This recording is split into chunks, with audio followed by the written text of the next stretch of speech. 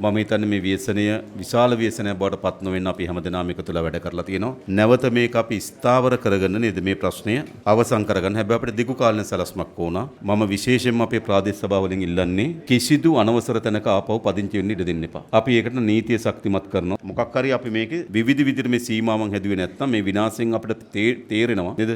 තව මේකට අපි දැන්වත් අපි ඊටමත් දැඩි ස්ථාවර තීන්දුව කීපයකට ගියේ නැත්නම් මීට වඩා තවත් ජීවිත තවත් දේපල විනාශ වීම අනතුරක අපි ඉන්නේ. නැවතනම් කිසිදු තැනක අනවසර ඉදිකිරීමකට ඉඩ දෙන්න එපා. ඔව්. මේ අවදානම් මට්ටමක තියෙන්නේ. ඒක නිසා මම කියන්නේ අර ඉදිකිරීම කටයුතු කරද්දී පළාත් පාලන ආයතනය හරහා අපේ නිර්දේශය ලබා ගැනීමට යොමු වෙනවා නම් මේ අවදානම ඇත්තටම අවම කරගන්න පුළුවන්. ඒකත් අනිවාර්ය කරන්න. ඒක අනිවාර්ය කරන එක ගොඩාක් හොඳයි. 90%ක්ම මේ ප්‍රශ්නේ විසඳ ගන්න පුළුවන් වෙනවා. ඒකෙන් ඒ ගොඩනැගිල්ලක් ඉදි කරනවා නම් ඒ අනිවාර්ය කරන්න ඕන. අනුකූල සහතිකයක් ගන්නකොට ඒක තියෙන්න ඕන. ඊට පස්සේ ගේ හැදුවට පස්සේ සහතිකයක් තියෙන්න ඕන. ඒ සහතිකය ලැබුණාට පස්සේ CB එකෙන් ලයිට් දෙන්න ඕන.